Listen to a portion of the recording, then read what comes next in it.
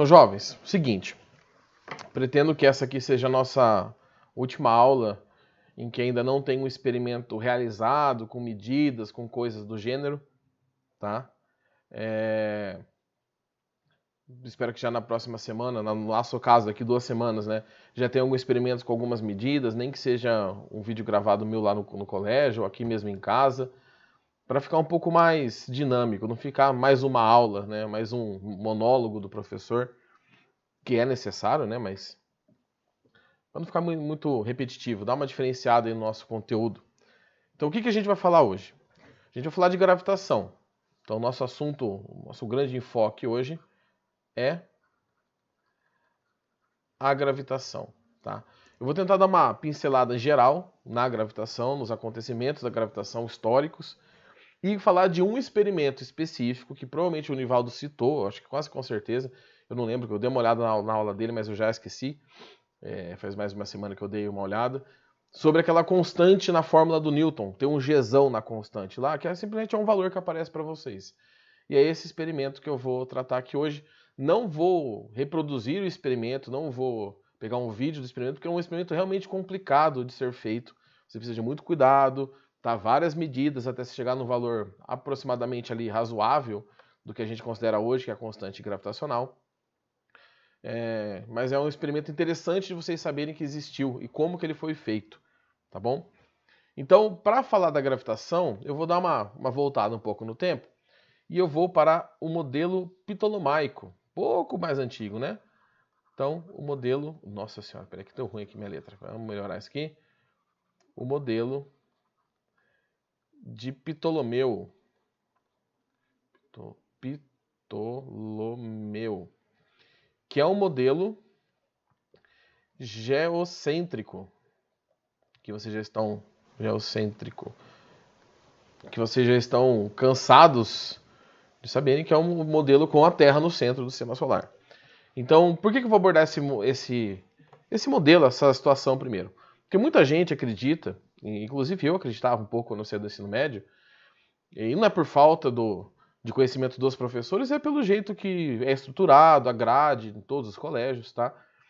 Que ninguém sabia, ou ninguém acreditava que a Terra, que o Sol era o centro do universo, até chegar lá em Kepler, Copérnico, essa galera aí. O que não é bem verdade.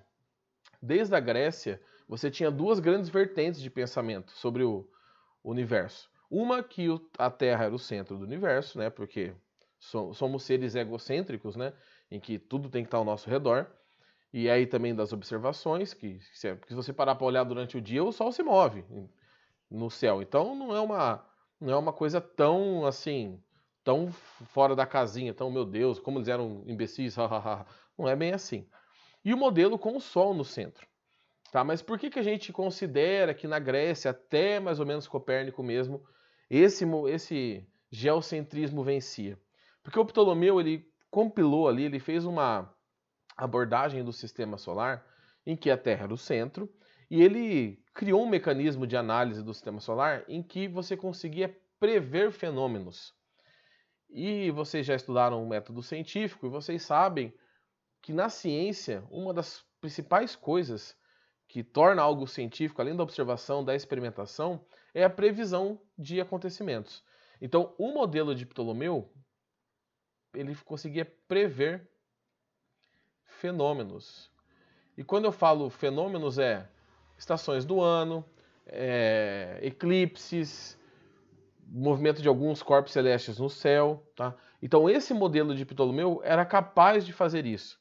E aí você tem um problema, porque você tinha uma vertente que hoje a gente sabe que é correta, do Sol no centro, mas que não funcionava. Quando se criavam modelos matemáticos, simplificações do sistema solar, não funcionava. Só funcionava a bendita da Terra no centro e o sistema de Ptolomeu. Então todos esses caras que vocês estudam do heliocentrismo, Copérnico, Galileu, Kepler, né, que a gente foca mais no ensino médio no Kepler e no Newton mais tarde, né? Mas esses caras são pessoas que lutaram e buscaram criar modelos que, com o Sol no centro, você conseguiria pelo menos explicar as mesmas coisas que o modelo de Ptolomeu. Tá? Então, a primeira coisa que é legal vocês observarem aqui, eu vou tentar colocar bem devagarzinho, porque tem a internet, tem tudo, que é como que enxergava como que era enxergado, segundo os antigos, né, o movimento dos corpos, seguindo um modelo ptolomaico, que era mais ou menos assim. Espera aí que eu estou preparando o videozinho aqui, a simulaçãozinha. Então vou colocar ela aqui na tela para vocês verem, tá? Deixa eu puxar aqui para o lado. Então, o que que acontece? Você tem essa bolinha no centro, que é a Terra, o Sol em volta, e depois você tem dois planetas. Ali você tem o vermelho, que é Marte, e o verde, que é Júpiter. O Júpiter está aqui só por... Tá? E quando você coloca esses corpos em movimento e marca a posição deles no espaço, como se você tivesse visto de cima, você conseguia explicar... Vamos focar em Marte. Por que que Marte tinha um comportamento estranho? Marte, quando visto da Terra, tem algum momento que ele está indo para um lado no céu, parece que ele para de se movimentar, vai um pouquinho e continua o movimento. Tá? Que são esses momentos que você tem uma quininha nesse movimento circular. O movimento de Ptolomeu, o modelo de Ptolomeu funcionava muito bem. Tá?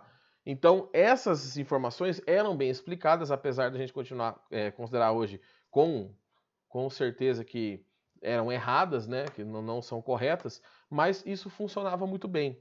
E onde que você tem uma grande virada nesse conhecimento do movimento dos planetas e por aí vai? Quando o Kepler entra na jogada.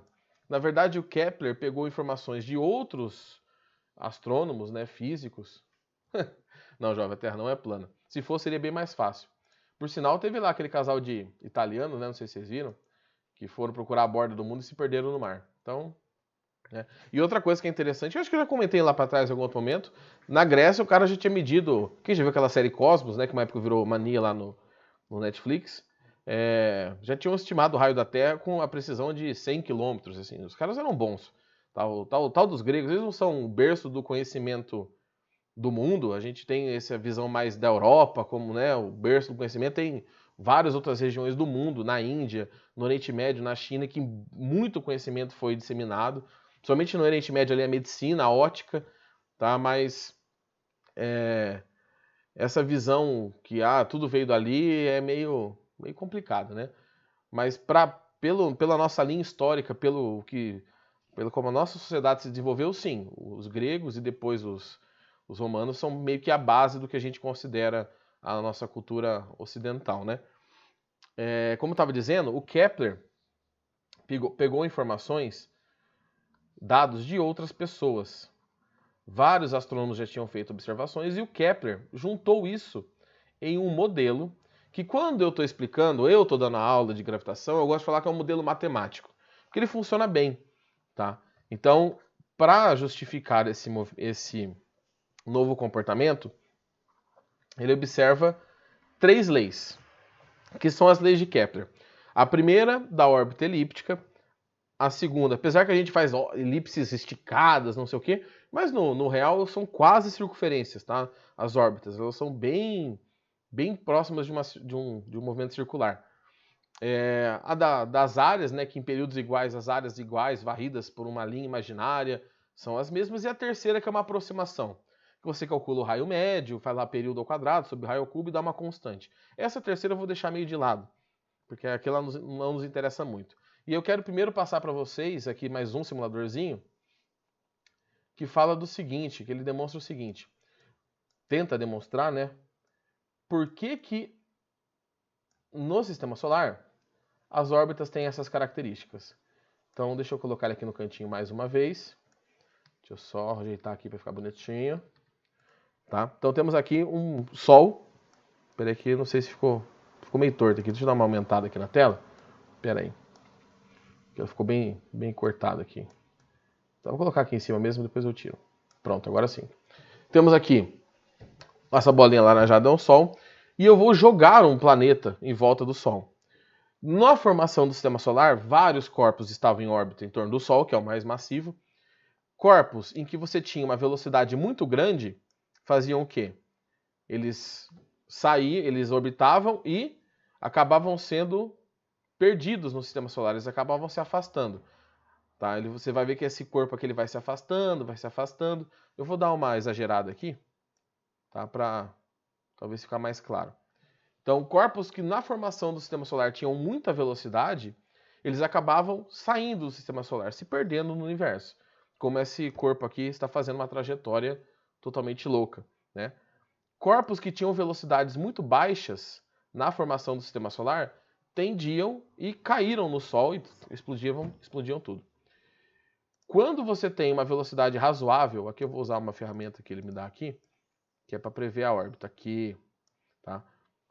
Quando você tem uma velocidade ali condizente, o corpo ficava em órbita. Alguns desses corpos foram englobados pelos planetas, então Júpiter principalmente é um grande destruidor de futuros planetas naquela época. Então entre Marte e Júpiter você tem um cinturão de asteroides.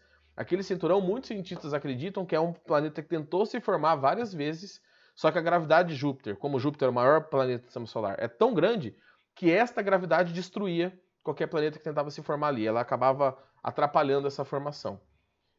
Consequentemente a esse movimento, você tem a segunda lei de Kepler, que em períodos iguais, essas áreas que estão aparecendo aí para vocês são iguais em dimensão, tá? Então você tem, por consequência dessa observação, dos dados que o Kepler tinha em mão, que vieram do Tycho Brahe e de outros caras, que a velocidade não era a mesma durante toda a órbita. E aí, para vocês no ensino médio, de Kepler vocês pulam para Newton. E o que eu acho que é interessante? Vocês entenderem e terem ciência que as leis de Newton, que são as coisas que vocês mais estudam no primeiro ano, e aplicações dela, no final das contas é isso, tá? Elas nascem das ideias do Kepler. Tá? A ideia de inércia é mais antiga, tá? Vem também discutida desde a Grécia. E as outras duas é um jeito do Newton explicar esse movimento. Então eu vou fazer aqui rapidinho uma órbita, tá? Aqui em volta uma órbita bem exagerada, tá? Bem maior do que seria essa elipse com raio bem exageradinha. Aqui temos o nosso amigo Sol. E em volta eu tenho o planeta Terra. Então vou colocar aqui alguns pontos do planeta Terra. Ele orbitando em volta do Sol. Essas bolinhas azuis aqui. Totalmente fora de dimensão. Aqui a ideia não é ser muito correto nisso. E nós temos um movimento para cá desse planeta. O Newton, para tentar explicar esse movimento, ele partiu de 3 princípios. Quais são os princípios? Que hoje a gente conhece como as leis de Newton. Tá? A primeira, aqui, lei de Newton, né? Espera aí, que ficou horrível. Newton. O primeiro princípio de Newton é o da inércia. Então, segundo a inércia, se o corpo está sob a ação de uma força resultante igual a zero, ou seja, não existe força agindo sobre esse corpo está em movimento retilíneo uniforme ou parado. Quando você olha para os trabalhos do Kepler, você vê que a Terra não está parada nem em movimento retilíneo uniforme. Então a conclusão do Newton é: neste sistema existe uma força. Tá? Que força é essa? Vamos ver. Vou pular a segunda lei por enquanto. Nós vamos para a terceira lei de Newton, que é ação e reação. E segundo ação e reação, né, a força, por definição, é a interação entre dois corpos. Então, se você tem dois corpos ali, esta força só pode estar entre Terra e Sol, analisando esse par. Então, segundo essa análise, existe uma força aqui de atração. Deixa eu pegar um outro ponto aqui aleatório. Aqui. Uma força entre Sol e Terra, uma força gravitacional. Então existe uma atração dos corpos. Professor, por que não é uma repulsão? Porque senão essa órbita não conseguiria ser explicada. E a segunda lei de Newton, que é a lei da dinâmica, que é a famosa força igual a massa vezes aceleração, nos diz que, deixa eu colocar aqui ela, que quanto maior, para a mesma força, que quanto maior a massa, menor a aceleração. Então, como a Terra tem uma massa menor, ela acelera, ela sente o efeito dessa força com mais intensidade. Já o Sol, que tem uma massa muito maior, ele não sente com tanta intensidade essa força. Então, o Sol, a princípio, ele também se move, ele também tem pequenas acelerações, coisa que só tempos depois foi realmente comprovada. Então, com as 3 leis de Newton e com muita matemática, mas muita matemática mesmo, o Newton, tanto que ele criou uma matemática nova, né, para isso, o cálculo. Quem tem irmãos, irmãs mais velhos aí que fazem engenharia, física, química, matemática, provavelmente já ouviu falar desse tal de cálculo, que é o terror da galera na graduação. Ele chega na equação da gravitação universal, em que você conseguia calcular a força entre esses corpos. E neste Gzão, que é uma constante, que entra o nosso Cavendish, que é o cara aqui que vai medir essa constante para comprovar essa equação do Newton. Porque a equação funcionava, mas e essa constante? Ela tem que ter um significado, tá? Então, vou mostrar aqui para vocês mais uma simulaçãozinha em que eu tenho, deixa eu colocar aqui, peraí, aqui, vou colocar aqui em cima, tá? Depois, nessa simulação, eu tenho 2 planetas, na verdade o planetinha rosa e o que seria a Lua, que é um pontinho meio esverdeado, e o Sol no centro. Prestem atenção como o Sol também se move. Ele faz uma trajetória bem pequenininha em torno de um ponto. Então, hoje nós sabemos, com toda a física já desenvolvida, essa física pelo menos desenvolvida, que quando você tem em volta de uma estrela planetas, a estrela oscila. E é assim que nós descobrimos, olhando para outras estrelas em outros lugares do universo, que existem planetas. Porque o planeta não emite luz, nem sempre você consegue enxergar ele. Mas se você observa uma estrela e vê que ela oscila em torno de um ponto, isso indica que lá existem planetas. Tá? Então isso tem uma ligação direta à nossa descoberta de planetas externos ao sistema solar com a gravitação newtoniana. Então, mais um passo aí da relação da física com a nossa história de desenvolvimento científico, tá? Nesse sisteminha você vê a Terra, que seria esse rosinha, e esse meio verde claro aí, que seria a Lua, né? Orbitando em volta da Terra, presa na gravidade do planeta Terra. Tá? Bom, mas o foco é o Cavendish e é para lá que nós vamos agora. Então, qual é o experimento de Cavendish? O experimento de Cavendish, ele é mais ou menos assim, ó. Aqui temos o experimento. Então, vou explicar para vocês como que funciona e como que ele mediu essa constante. Você tem um braço, um objeto, uma barra bem grande, tá? Coisa de 10, 12 metros na época, hoje a gente faz com barras menores. 2 massas penduradas aqui. Eu vou chamar de massinha M, massinha pequenininha. No meio dessa barra, você tem um fio que prende isso no teto. Então você está vendo meio que de cima, sabe? Meio na perspectiva aqui. E você faz com que nesse fio tenha um espelho preso. Tá? Nós temos um espelhinho aqui. Tá? A luz vem, você joga uma luz ali, é o jeito que a gente faz o experimento hoje, né? Ela bate nesse espelho e reflete para uma determinada posição, obedecendo às leis da óptica, que o ângulo de incidência é igual ao de reflexão. Bom, o Cavendish foi lá, montou isso e ele colocou próximos a essas massas outras massas maiores. Tá? Então aqui ele colocou uma massa aqui bem grande, coisa de 50, 60 quilogramas mais ou menos, e uma massa aqui, tá? Também com o mesmo valor. Tá? Vou chamar de emão. Essas massas elas estão ligadas aqui por uma outra barra, como vocês podem ver ali na nossa fotinha ali do lado. Então ela passa aqui. O que isso gera? A força gravitacional é uma força muito pequena entre corpos da nossa dimensão. Só que como isso aqui está livre para girar, esse negócio está no ar, né?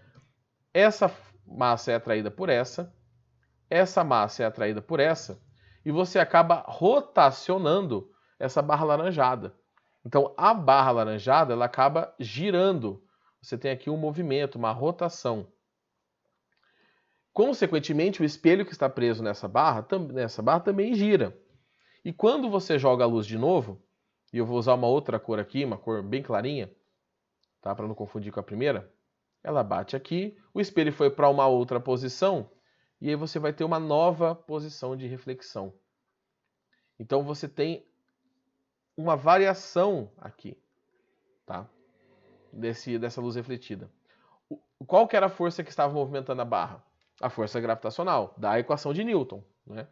Então o Cavendish vem, calcula aqui com a parte de movimento de corpos extensos, coisas que vocês ainda vão estudar, tá? Que não são coisas tão difíceis assim, não. E para conseguir explicar esse fenômeno de distância entre os corpos, ele determina que a constante encontrada no experimento é de 6,67 vezes 10 a menos 11 newtons metro quadrado por... que eu coloquei coulomb, desculpa, é quilograma. Estou pensando na outra constante já. Quilograma ao quadrado.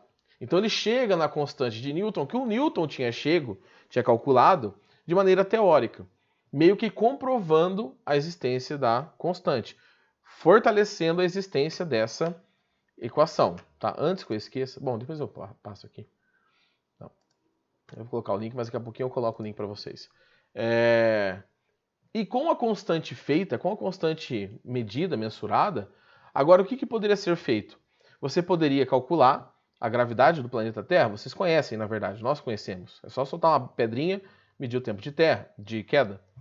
Que a gravitação, a aceleração da gravidade é esse termo aqui, ó, G m1 sobre d quadrado. Onde m1 é a massa da Terra. E aí você calcula a massa da Terra. Então foi a primeira vez que foi calculada a massa de algum corpo celeste, usando a equação de Newton. Com a massa da Terra determinada, você poderia determinar a massa da Lua, porque você sabe a distância Terra-Lua, você conseguiria determinar a massa do Sol, e com a equação de Newton, todos os corpos dos sistemas solares começaram a ganhar valores de massa conhecidos. Então, Júpiter, Netuno, todos eles, tá? Alguns foram descobertos a partir dessa equação, porque alguns corpos ainda ficavam estranhos no movimento, com o Sol no centro. Mas aí um cara falou assim, pô, mas se você colocar um planeta dessa massa, mais ou menos de dimensão, aqui no sistema solar, em um movimento assim, você consegue explicar o movimento deste planeta que está estranhão. Aí alguém falou, mas não tem planeta lá. Falou, procura. Virava o telescópio, achava um planeta. Então nós, daqui da Terra, mamíferos, seres de um sistema simples, né, conseguíamos descobrir planetas que existiram lá desde sempre e ninguém nunca tinha observado. Tá? Não sei se foi Urano ou Netuno que passou por essa descoberta, assim, que foi previsto a existência do planeta. Então, a equação de Newton, o experimento de Cavendish, fazem parte de uma revolução na ciência. Porque a partir dessa determinação da constante, do experimento dele, que ainda é muito complicado de fazer, porque ele é bem sensível, tá? É uma coisa que a gente, por exemplo, não faria no laboratório, no nosso. Você tem um determinismo vencendo na ciência. As coisas começam a ser calculadas e ser mensuradas a rodo. E isso vai cair lá na filosofia. Na filosofia o determinismo explode. A ideia do determinismo, né? Aí você vai ter lá grandes nomes que vocês estudam em filosofia ou sociologia, não sei como que é a separação, não lembro mais, desculpa. Então, o experimento de Cavendish, a relação da gravitação, alterou a percepção humana do mundo. Tá? Hoje, 2020, nós não consideramos mais que a gravitação é uma força. Não consideramos mais que é uma interação entre dois corpos. A gente tem uma versão já da relatividade, do trabalho do Einstein, que é aquela coisa toda do que tem buraco negro envolvido, essas coisas interestelar, para quem viu o filme, que na verdade não é uma força, é a interação do espaço com a massa.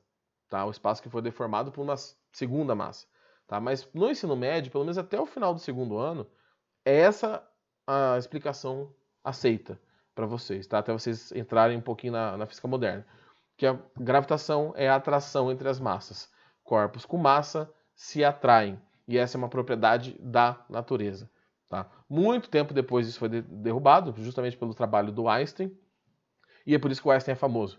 O Einstein é famoso por duas coisas. Primeiro que ele derruba a ideia de espaço e tempo, uma constante, uma coisa que passa igual para todo mundo, que é a fundação da mecânica newtoniana, e ele derruba a explicação da gravidade. Então ele meio que dá um twist, ele dá uma virada no conhecimento científico, e aí nasce física moderna, mecânica quântica, com produtos dessa revolução científica. Tá bom? Então, na aula de hoje, era isso que eu precisava falar para vocês. Se alguém tiver alguma dúvida, vou mandar, jovem, tô pegando aqui agora. Se alguém tiver alguma dúvida, vocês são a turma A, né? Cadê? Copiar. Ó, pessoal, o link está disponível. Se alguém precisar, só confirme para mim. Deixa eu mandar para todo mundo aqui, como nesse privado, desculpa. Pronto. Aqui é o link da chamada, tá? Se alguém tiver algum problema, é só entrar em contato comigo aqui que eu dou uma ajeitada, tá? Só confirme para mim se é esse link aí que tá com o nome de vocês. E aí, como vai funcionar? O meu questionário lá da nossa atividade avaliativa, ele vai focar no que foi dito nessa aula. Não vou ficar preocupado com data, não vou ficar preocupado com a vírgula ali. Obrigado, jovem, que confirmou aqui. O que eu vou cobrar nesse tópico, tá? No nossa atividade avaliativa, é a relação de Kepler com Newton, tá? Kepler com Newton, e superficialmente como que o experimento do Cavendish funcionou.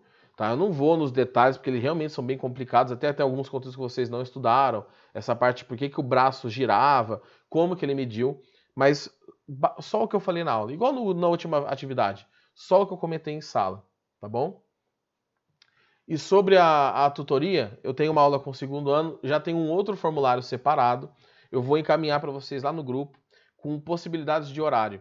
E aí vocês vão escolher o melhor horário, tá? Por quê? Porque eu acho que na segunda-feira, tá? Vocês podem até votar e ganhar na segunda-feira. Depois do dia inteiro de aula, ter mais uma tutoria, eu acho que fica meio arrastado, tá? Mas se vocês quiserem, também não tem problema. Aí vocês vão escolher, eu vou gerar um link recorrente e vou encaminhar no grupo, depois o professor vai colocar lá bonitinho na tabelinha, e vai ser um lugar para a gente tirar dúvidas da minha disciplina, mas da física em geral, no caso de vocês, do Nivaldo, tá bom? Mas, gente, qualquer dúvida na atividade avaliativa que eu vou colocar, me procurem, não fiquem receosos. Tá, professor, eu acho que aqui tá errado, eu acho que aqui tá trocado, não tô entendendo essa parte. Fique à vontade, tá? Eu normalmente não demoro muito para responder, se eu demorar é porque eu tava dando aula para algum lugar aí, tá? Alguém quer fazer mais alguma pergunta? Tá tranquilo? Tô olhando aqui porque é aqui que tá o monitor com as perguntas de vocês.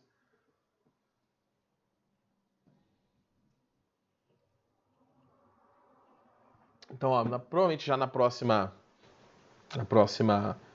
aula é a constante universal da gravitação, tá? O nome da constante dessa G é constante, deixa eu pegar aqui uma cor diferente. Constante universal da gravitação. Minha letra tá horrível, mas é que a minha canetinha aqui tá sem ponta, agora tá mais complicado. Tá bom? Então esse é o nome da que a constante ganhou, por quê? Porque ela funcionava para todos os corpos do sistema solar, o universo, né, conhecido, e aí ficou com esse... E as equações de Newton funcionam bem, tá? Elas só não explicam a natureza do fenômeno, mas até hoje a gente consegue usar. Para mandar o homem para a Lua, basicamente, a trajetória dos corpos foi essa equaçãozinha aqui que os caras fizeram na mão, as contas. Para telecomunicações, aí precisava da relatividade do Einstein, porque tem luz, tem, né, ondas eletromagnéticas. Beleza? Pessoal, mais uma questão. Se não tiverem nenhuma questão, vou ficar um pouco aberto aqui ainda, tá? Mas se não tiverem nenhuma questão, boa próxima aula aí para vocês. De novo, qualquer dúvida, só me procurar, estou à disposição. E assim que eu acabar a aula do segundo ano, porque ela já é emendada agora e fica meio corrido, eu encaminho um link para votação do horário que melhor encaixe para vocês a tutoria. E aí passa a ser o horário da tutoria, mas qualquer outra dúvida no meio do caminho vocês podem mandar também. Tá? Não precisa ficar presos à tutoria só. Beleza?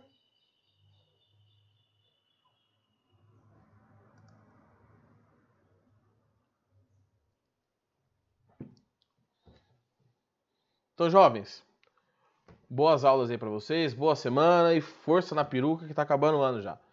Mais 2 mesezinhos aí, vocês começam a já terminar o ano, respirar e ter um pouco de paz, certo? Um ano atípico, mas é o que nos sobrou, o que nos restou. Pelo menos a tecnologia já está desenvolvida ao ponto de ter esse contato remoto. Ok? Vou parar minha gravação aqui, vou ficar mais um minutinho aberto, se alguém quiser tirar uma dúvida. Aos outros que já estão saindo ou já foram. Os que já foram, já foi, né? Mas os que estão saindo, até mais, gente. Até daqui 2 semaninhas.